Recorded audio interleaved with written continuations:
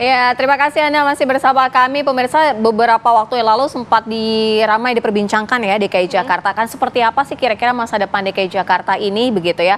Kalau kita berbicara mengenai Jakarta kan luar biasa banyak banget ya Tia, apa aja yang akan dibicarakan. Pusat gitu. bisnis, pusat ekonomi, pusat pemerintahan. Nah, nantinya akan seperti apa masa depan Jakarta? Apa kabar Indonesia Pagi bersama Gina Vita berkesempatan untuk berbincang langsung dengan PJ Gubernur DKI Jakarta Bapak Heru Budi. Seperti apa? Kita akan langsung saksikan sosok pekan ini berikut ini. Anda menyaksikan sosok pekan ini, apa kabar Indonesia Pagi bersama saya Gina Vita. Kesempatan kali ini kita akan coba berbincang dan juga berdiskusi bersama dengan pejabat Gubernur DKI Jakarta, Heru Budi Hartono. Kebetulan saya sudah janjian dan kebetulan beliau sudah hadir. Halo Pak Heru. Ya, selamat pagi Mbak Vita. Selamat pagi. Apa kabar? Alhamdulillah sehat. Ya. Sehat ya Pak ya? Ya, macet nggak tadi jalan? Aman Pak, Aman. karena sudah banyak yang mudik duluan, jadi nggak terlalu macet. Terima kasih Pak sudah Ya, menerima sama-sama. saya dan juga tim Apa Kabar Indonesia Pagi. Mungkin ini kita mau membahas soal banyak hal Pak, terutama soal gimana sih gambaran atau wajah DKI Jakarta di bawah kepemimpinan Pak Heru. Banyak hal Pak, mungkin kita bisa sambil jalan ya silakan. Pak. Ya. Ini mungkin bicara tadi Pak Heru juga sempat menyinggung macet atau enggak. Nah ini yang mau saya tanyakan Pak Heru. Ya. Soal kemacetan itu kan kalau kita lihat di data BPS tuh setiap tahunnya pengguna kendaraan bermotor tuh selalu meningkat ya Pak ya. Nah itu mengatasi soal itu Ya. apa yang jadi concern Pak? Yang pertama begini, Jakarta memiliki sebuah kota pendamping, yaitu Bekasi, Depok, Bogor, Tangerang, Tangerang Selatan, dan seterusnya. Nah itu sebagian besar adalah bekerja di Jakarta. Nah mereka menggunakan kendaraan roda 4, kendaraan roda 2, dan seterusnya. Maka dari itu tugas utama saya 2 tahun ini, yang 2022, 2023, dan 2024 adalah meneruskan program-program blueprint transportasi DKI Jakarta. Salah satunya yang saya harus teruskan adalah LRT dari Pegangsaan 2 sampai dengan Manggarai. Dan sekarang sudah berlangsung. Mudah-mudahan tepat waktu semuanya berjalan. Itu kenapa? Karena bisa menghimpun masyarakat yang menggunakan sekitar Cakung dan Bekasi ke Pegangsaan 2 masuk ke tengah kota Manggarai. Bagaimana yang di Bekasi? Itu ada fase MRT yang berikutnya yang bisa dari Rorotan sampai dengan wilayah Jakarta Barat. Nah ini sedang berlangsung administrasinya, mudah-mudahan tahap yang kedua bisa berjalan. Yang berikutnya adalah MRT, kita lanjutkan fase sampai dengan Ancol. Nah, tadi bagaimana ini juga belum selesai. Kenapa? Belum menjangkau sampai dengan warga yang tinggal di Bekasi di area perumahan masing-masing. Begitu juga di Depok, begitu juga di Tangerang. Nah ini namanya transportasi massal harus sampai ke sana. Oh jadi harus sistem sampai ini ke mau Bekasi. diperluas begitu ya Pak ya? Ya, maka dari itu namanya pembangunan transportasi tidak boleh hanya di satu wilayah Jakarta. Maka harus sampai dengan Bekasi, harus sampai dengan Depok, harus sampai dengan Tangerang. Nah ini, ya, nah ini yang perlu bersama-sama dengan pemerintah pusat, Bappenas, terkomunikasikan dengan pemerintah kabupaten kota yang lain. Oke, Pak mungkin kita bisa bergeser ke sini. Nah tadi ini kan soal sistem transportasi yang terintegrasi tadi ditekankan oleh Pak Heru ya Pak ya. Tapi bicara soal transportasi Pak, ini kan juga salah satu upaya yang dilakukan oleh Pemprov DKI Jakarta di bawah kepemimpinan Pak Heru untuk mengurai kemacetan. Tapi bicara soal itu Pak, yang jadi concern juga adalah soal polusi udara. Nah ini bagaimana kemudian mensinergikan antara mengurai kemacetan dengan menurunkan polusi udara? Jadi gini, itu tadi yang jangka panjang. Yang short time adalah melakukan rekayasa lalu lintas. Beberapa U-turn kita tutup, kita perpanjang. Beberapa lokasi jalan kita satu arah. Itu short time. Tadi terkait dengan polusi udara, tadi yang short time juga adalah kita memperbanyak transportasi Transjakarta. Bagaimana sinergi dengan tadi mengurangi polusi udara. Transjakarta tahun lalu sudah beli bus kurang lebih 100 unit 100 unit ya, 100 unit, dan tahun ini akan bertambah kurang lebih 100 lagi, dan terus sampai dengan 2026-2027 unit mobil berbasis baterai, bus berbasis baterai itu bisa mencakup untuk melayani seluruh Jakarta. Jadi namanya mengatasi transportasi harus berkesinambungan. Nanti siapapun yang gubernur berlanjut 2024 dan sampai 2029 ini blueprint transportasi harus dilanjutkan. Kira-kira seperti itu. Nah, memang kemacetan sampai hari ini belum teratasi signifikan. Karena apa? Tadi penjualan kendaraan lebih tinggi, lebih cepat dia tumbuh, kendaraan bermotor juga roda 2 juga cepat tumbuh, maka tidak signifikan dengan pembangunan sarana transportasi yang ada di Jakarta. Ya, tadi itu adalah strategi yang dilakukan oleh Pemprov DKI Jakarta untuk satu sisi mengurai kemacetan, tapi juga menurunkan untuk polusi udara. Kalau bicara soal tadi Pak, ada penambahan armada untuk transportasi itu tadi ya Pak ya, ada bus listrik itu, seberapa signifikan bisa mengurangi emisi gas karbon? Karena emisi gas karbon ini kan untuk salah satu penyebab ya Pak ya, untuk polusi udara yang ada di sini. Ini hanya komitmen, jadi salah satu trigger oleh pemerintah daerah, berikut juga oleh pemerintah pusat, menunjukkan bahwa pemerintah daerah Provinsi DKI Jakarta komitmen untuk mengurangi emisi gas buang, mengurangi, tidak sampai nol. Maka dari itu harus sinergi dengan pabrikan kendaraan bermotor. Roda 4, ada yang sudah memproduksi kendaraan berbasis baterai, ada yang masih beradaptasi, ada yang hybrid, hybrid campur bensin bahan bakar dengan hybrid, itu juga mengurangi emisi gas karbonnya itu ya Pak. Termasuk juga mengencarkan untuk menggunakan transportasi berbasis baterai, baik itu roda 4 maupun roda 2. Harapan saya mungkin pemerintah pusat juga bisa mengurangi harga jual kendaraan roda 4 ataupun roda 2 yang berbasis baterai, sehingga percepatan untuk mengurangi polusi dari kendaraan yang berbasis bahan bakar itu bisa berkurang dengan signifikan. Jadi artinya juga perlu kerjasama berbagai pihak ya Pak, tidak hanya pemerintah daerah dalam hal ini Pemprov DKI Jakarta, tapi juga pemerintah pusat. Tapi menarik Pak Heru, kalau Pak Heru menyampaikan bahwa tadi untuk penambahan moda transportasi misalnya ada bus listrik begitu ya, untuk kemudian mengurangi emisi gas karbon, bagaimana kemudian kita memberikan pemahaman ke publik Pak, untuk bisa beralih begitu ya, dari yang tadinya pengguna kendaraan bermotor itu kan meningkatnya signifikan setiap tahunnya ya Pak ya, tadi Pak Heru sampaikan, sampai pada akhirnya bisa beralih ke transportasi umum, itu seperti apa langkah yang dilakukan Pak Heru? Sekarang kan sudah lebih mudah menggunakan transportasi di Jakarta dengan sistem pembayaran satu kartu. Lantas kita juga menggunakan kendaraan-kendaraan kecil untuk menjemput, mendekati perumahan-perumahan warga, walaupun masih perlu ditingkatkan. Kenyamanan ini yang harus dipertahankan. Sekali lagi, kenyamanan sama ketepatan waktu sampai tujuan. Nah ini pemerintah yang sedang membangun untuk bisa warga nyaman, dipercaya agar masyarakat tuh menggunakan kendaraan umum, ya kan, dengan nyaman, aman, dan tepat waktu. Dan tentunya pembayarannya juga terjangkau. Pemerintah DKI memberikan beberapa fasilitas kepada warga DKI-nya. Oke, jadi itu salah satu upaya untuk kemudian bisa men-trigger atau meng-attract orang-orang supaya bisa beralih tadi. Tetapi ya, permasalahannya adalah banyak penduduk sekitar Jakarta yang tadi saya sebutkan, Bekasi, Bogor, Tangerang, itu kan tinggalnya di sana, bekerja di Jakarta. Transportasi ini kan belum menjangkau ke mereka. Nah, perlu ada kerjasama dengan Pemda lain, termasuk juga subsidi pembiayaan.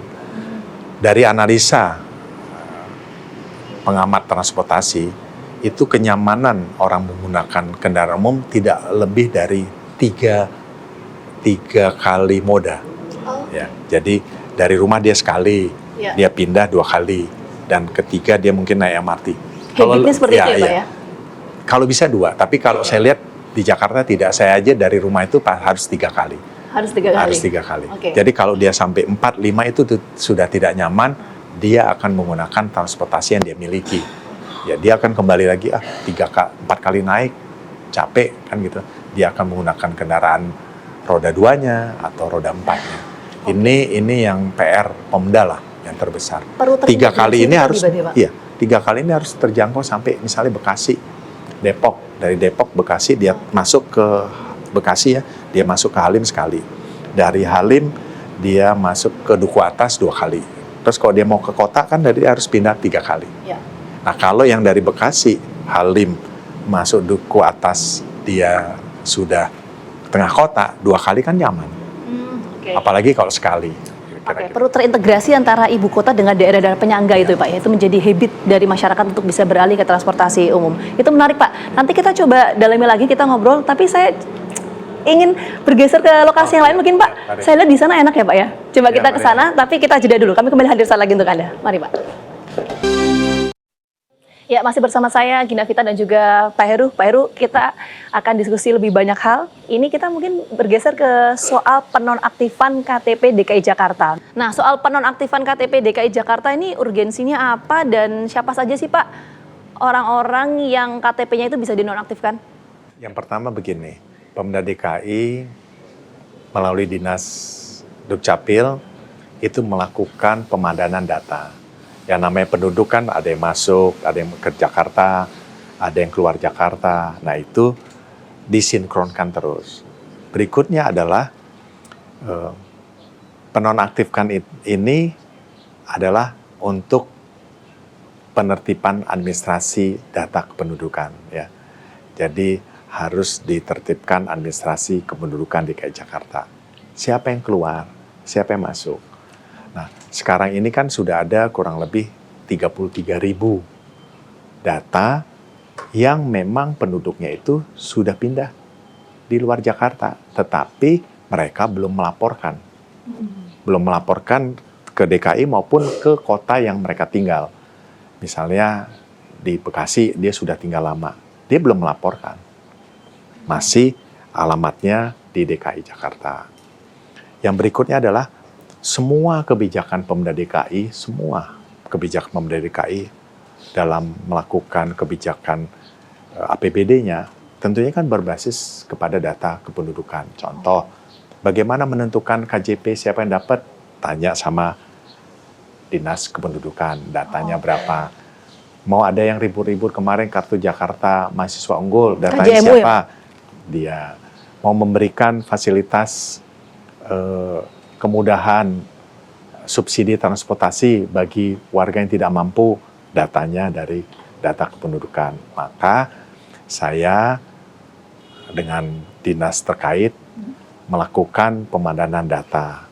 Siapa yang dilakukan pemadanan data? Untuk tahap pertama adalah warga yang memang sudah tinggal di luar Jakarta. Dia nonaktif yang sudah tinggal di luar Jakarta tapi administrasinya masih di Jakarta. Dia punya properti, rumah, segala macam di luar Jakarta. Nah, lantas ada yang memang pindah ke Jakarta, ya kan? Yang memang KTP masih di luar kota. Itu juga kita harus konsisten, ya dia harus ber-KTP DKI Jakarta. Okay. Nah, kenapa ini harus dilakukan? Sebenarnya ini adalah keluhan dari berbagai masyarakat. Contoh, ada seorang warga DKI mengeluh kepada Pak Camat, Pak Lurah, bahkan petugas Dukcapil mengeluhnya begini. Saya tiap hari didatangi oleh debt collector. Kenapa? Menagih utang yang pernah ngontrak di rumah saya. Padahal dia sudah tidak ngontrak di rumah itu lagi. Pada saat ngontrak kan dia pindah di situ. Ini kan keluhan. Berikutnya ada keluhan dari Pak RT, Pak RW. Yang memang warganya sudah lama tinggal di luar Jakarta, mohon maaf, kebetulan meninggal di sana, RT-nya suruh, RT dan RW-nya suruh menandatangani kematian itu di RT tempat tinggal di Jakarta ini. Kan itu menyalahi aturan. Orang meninggalnya di tempat tinggalnya dia, nah RT, Pak RW itu mengeluh. Terus lantas berikutnya adalah warga yang memang patut bisa mendapatkan bantuan sosial, ini tidak dapat. Nah, kan Pemda DKI harus hadir di antara mereka. Nah, sekali lagi pemadanan data ini sangat diperlukan supaya basis kebijakan DKI Jakarta itu tepat sasaran. Oke, jadi sumbernya itu dari data itu. Nah, itu Iya. kapan akan diberlakukan, Pak? Ya, sesegera mungkin setelah April ini kita laksanakan yang tadi, yang sudah pindah keluar Jakarta,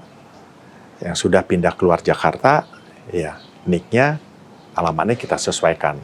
Kami sudah punya data. Misalnya dia tinggal di kota X, kota A, ya kita serahkan data itu ke Dukcapil setempat untuk diaktifkan dia tinggal di sana. Terus berikutnya lucu juga kan, ada warga DKI yang alamatnya masih tinggal di Jakarta, tetapi RT RW-nya kan sudah tidak ada. Sudah tidak ada. Atau RT-nya sudah tidak ada, RW-nya ada, RT-nya sudah tidak ada, dia masih alamat di situ. Rumah tempat tinggal di situ sudah tidak ada, sudah gedung-gedung besar, gedung tinggi, segala macam, perumahan di sana sudah tidak ada. Jadi Tapi data warga ini, itu masih di situ kan? data ini jadi permasalahan utama sebetulnya, Betul. Pak ya. Terus berikutnya lagi yang warga tidak sadar, jika dia terjadi sesuatu, mohon maaf, kecelakaan. Terus kepolisian ingin mengklarifikasi via KTP. Nah, KTP-nya tidak cocok dengan alamat, RT-nya sudah tidak ada, warganya sudah tidak di situ, terus mencarinya kemana? Kan kasihan, kita mau nolong. Ya, itu pernah kejadian, dia meninggal, kecelakaan, dilihat, ditanya, alamatnya didatengin oleh aparat kami, sudah tidak ada. Nah, terus kan nanti Pemda juga yang disalahin. Iya, ya. Jadi makanya ini adalah langkah Pemprov DKI Jakarta untuk pembenahan dari data itu. Tapi menarik, Pak, kalau kita bicara soal pembenahan atau pembaharuan data, apakah kemudian ini juga akan berpengaruh terhadap penerima perlindungan pendidikan misalnya, KJMU, KJP, dan lain sebagainya? Akan ada penyesuaian soal itu, Pak? Dengan basis data yang memang terus berubah, jadi gini, namanya penduduk Jakarta itu kan perpindahannya sangat cepat. Iya. Ya kan? Satu hari bisa di satu kelurahan itu bisa 300 sampai 500 warga yang pindah. Dan wajar, itu hak warga negara mau pindah ke DKI Jakarta. Nah, dengan perpindahan keluar masuknya begitu cepat, begitu dinamis, ya kita juga harus cepat melakukan pemanahan data kan, tiap bulan, tiap minggu oleh masing-masing suku dinas Dukcapil. Nah, tadi Mbak bilang, menyampaikan apakah ini berpengaruh? Ya tentunya berpengaruh. KJP berpengaruh, Kartu Jakarta Pintar berpengaruh, Kartu Jakarta Mahasiswa Unggul berpengaruh, kartu di Dinas Sosial juga berpengaruh. Pengaruhnya kita ambil positif saja. Yang tadinya memang data KJP itu warganya tidak patut mendapatkan itu adalah dia adalah orang mampu. Kita sudah punya datanya. Dukcapil link ke Badan Pendapatan Daerah, ya, dia melink. Jadi Dukcapil itu 3, link ke Dinas Sosial, link ke Dinas Pendapatan Daerah. Misalnya dia ternyata memang warga tidak mampu. Kita cek dia tidak punya kendaraan roda 4, kita cek dia tidak punya kendaraan roda 2, ya roda 2 tapi 1 unit masih memadai, hartanya, rumahnya juga di bawah 1 miliar, dan memang benar tidak mampu, ya kita harus berikan KJP. Pemerintah daerah harus hadir di warga yang memang membutuhkan bantuan sosial. Nah, dengan adanya penyesuaian data itu, Pak, apakah juga akan berpengaruh terhadap penerima KJMU, KJP juga, atau seperti apa, Pak Heru? Yang pertama begini, KJMU yang sekarang itu adalah kemarin di Januari datanya adalah 19.000.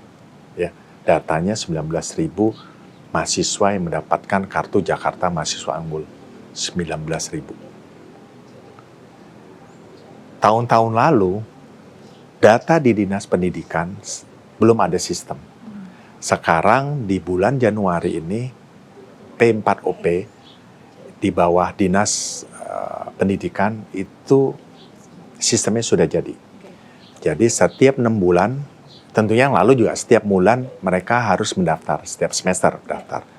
Begitu didaftar, nama si A masuk, NIK-nya diisi, ya kan? Maka data itu langsung link ke Dinas Sosial. langsung link ke dinas kependudukan dan langsung bisa link dengan Kementerian Pendidikan. Nama siswanya ada nggak? Dia pernah mendapatkan bantuan di tingkat nasional nggak? Tingkat pusat nggak?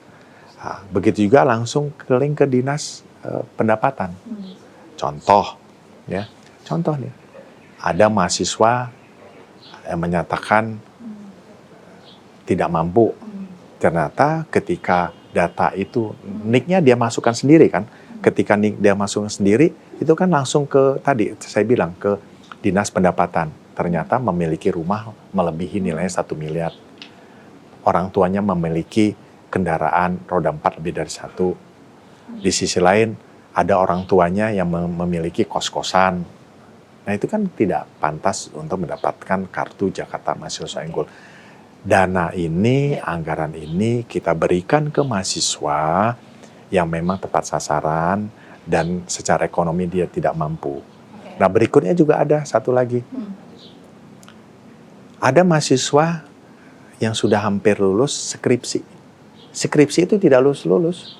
Tahun ini, tahun lalu dia bilang skripsi. Tahun ini dia skripsi. Berarti kan sudah 2 tahun dia mendapatkan KJMU. Berarti 1 tahun 18 juta dikali 2. Nah ini kan udah menyalahi aturan juga.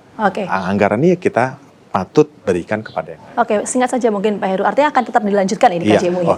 Saya tegaskan kartu Jakarta Mahasiswa tetap kita lanjutkan. Jadi saya lupa per 17 Februari ya, itu hanya 1 hari kok. 1 hari itu saya minta untuk dibuka untuk langsung links ke yang tadi dinas-dinas terkait. Oke, yang jadi pertanyaan publik juga kan soal ini Pak, RUU DKJ yang sudah disahkan oleh DPR RI, yang jadi pertanyaan publik itu gimana lantas untuk status Ibu Kota DKI Jakarta? Jawabannya nanti Pak, kami kembali hadir saat lagi untuk Anda. Langsung kembali lanjut berbincang dengan Pak Heru. Pak Heru, tadi pertanyaan saya menggantung, ini soal RUU DKJ kan sudah disahkan oleh DPR RI menjadi undang-undang. Saya minta tanggapan Pak Heru dulu deh soal itu. Ya, kemarin sudah disahkan, sudah diproses di DPR dan tentunya sekarang sedang menunggu keputusan Presiden, mungkin Kepres yang menetapkan IKN secara resmi menjadi ibu kota, kira-kira seperti itu. Jadi kalau undang-undang IKN sudah ada, undang-undang DKJ-nya sudah baru turun, baru selesai, tinggal Kepres. Nah, sehingga mungkin namanya daerah khusus Jakarta, ibu kotanya kan sudah pindah ke IKN. Oke. Nah itu terus kemudian implikasinya apa Pak dengan adanya perubahan status ibu kota itu ya Pak ya? Ya. Kalau dari perspektif Pak Heru. Ya. Yang pertama saya berpendapat menganalisa bahwa pertumbuhan ekonomi masih tetap di Jakarta, masih tumbuh dengan baik lah. Daya tarik Jakarta untuk melakukan bisnis dan investasi 10 tahun ke depan masih cukup menarik. Maka dari itu, Pemda DKI bersama stakeholder yang lain tetap harus menjaga Jakarta ini tetap menarik terhadap investor dan event-event internasional. Di sisi lain, DKI Jakarta, saya bersama jajaran pejabat lainnya dinas-dinas harus sudah berpikir untuk bisa menambah PAD yang lebih meningkat lagi. Karena saya yakin bahwa pemerintah pusat akan mengurangi perhatiannya terhadap Jakarta. Ya tentunya kan perhatiannya harus tetap di ibu kota negara yaitu IKN. Pembangunan di IKN perlu percepatan, ada infrastruktur, ada jalan tol, ada jalan, ada rumah sakit, ada sekolah, dan lain-lain yang harus tetap dibangun. Mungkin maka dari itu DKI Jakarta harus benar-benar bisa menjaga ritme ekonomi ini terus sehingga PAD-nya bisa meningkat. Jangan sampai PAD-nya turun. Oke, nah itu kan tentu akan ada perubahan-perubahan ya Pak ya, dengan perubahan status DKI Jakarta dari ibu kota sekarang sudah beralih ke Kalimantan. Yang dilakukan Pemprov sejauh ini kesiapan seperti apa Pak? Ya, pertama kesiapan tata ruang. Kesiapan tata ruang itu bersama Bappenas, bersama Kementerian ATR, bersama Kementerian Keuangan yang mengelola aset-aset pemerintah pusat, kita mensinkronkan, menjahit kembali, merekonstruksi tata ruang yang sudah ada supaya menarik contoh. Nanti suatu saat, misalnya gedung yang dekat dengan balai kota, yaitu Kementerian BUMN. Tentunya kalau sudah 100% mereka pindah, sekarang kan pindah itu sesuai dengan arahan Menpan, bisa 25%, 50%, 75%, dan seterusnya. Nah, nanti nggak tahu tahun keberapa, setelah itu 100%, tentunya kan Kementerian BUMN kantornya sudah tidak banyak manfaatnya. Nah ini misalnya dirubah, peruntukannya bisa komersial, ya kan, bisa untuk hotel dan lain-lain. Nah ini sekitar itu harus direkonstruksi kembali tata ruang. Nah ini sedang berjalan terus dengan pemerintah pusat yang saya sebutkan. Nah ada beberapa daerah yang harus sinergi, contoh lagi yang dekat, Balai Kota, Kementerian BUMN, Kementerian Pariwisata, dan sampai dengan istana ya kotak itu. Ini harus memiliki daya tarik untuk investasi dan untuk kegiatan-kegiatan yang menarik masyarakat mendapatkan PAD ya. Misalnya bagian dari hotel, turis, misalnya dia ke Monas, nanti dia wisata religinya ke Istiqlal, ada katedral, nanti istana mungkin bisa Sabtu Minggu dibuka, hari-hari tertentu dibuka untuk masyarakat. Jadi sekitar Monas kan hidup turisnya. Nah, juga tadi Kementerian BUMN, pariwisata bisa dirubah peruntukannya. Kira-kira itu contoh kecil. Daerah-daerah yang lain juga seperti itu, Kuningan, Kebayoran, Kemayoran, dan seterusnya. Ya itu upaya yang dilakukan supaya Jakarta ini tetap jadi atensi publik ya Pak ya. Artinya investasi juga tetap berjalan di sana sehingga pertumbuhan ekonomi juga terus meningkat. Nah ini yang ditunggu-tunggu juga Pak oleh publik. Tadi kan Pak Heru sempat menyampaikan sudah 2 tahun ya Pak ya menjabat sebagai penjabat Gubernur DKI Jakarta. Selanjutnya ini mau kemana Pak? Kerja. Kerja ini macam-macam loh Pak tafsirannya Pak. Kerja di mana? Itu apa Pak? Ya, konkretnya? Kerja membangun Indonesia kan bisa di mana aja. Oh bertanya saya maju apa enggak gitu. Nah, setiap hari saya maju, jalannya kan maju terus. Jadi kesimpulannya hari esok itu penuh dengan misteri. Oh iya, itu ya Pak ya, penuh dengan misteri. Tapi saya penasaran juga Pak, sempat ada tawaran tidak Pak sejauh ini? Belum kepikiran, belum terdengar. Belum terdengar? Ya yang penting kerja, membangun Jakarta, bisa hadir di tengah-tengah masyarakat untuk meningkatkan ekonomi mereka. Mereka bisa hidup dengan nyaman, anak-anak adik-adik kita, masyarakat yang bisa bersekolah dengan baik, saya menata itu. Oke, nanti kita tunggu langkah dari Pak Heru tadi ya. Kalau Pak Heru sampaikan tetap maju ya. Majunya nggak tahu deh Pak, maju kemana ya Pak ya. Nanti kita tunggu. Maju ke depan. Maju ke depan. Oke, terima kasih banyak Pak Heru Budi atas waktunya sudah berbagi informasi dan juga diskusi bersama kita. Sehat selalu Pak. Sehat selalu. Kami kembali saat lagi untuk Anda.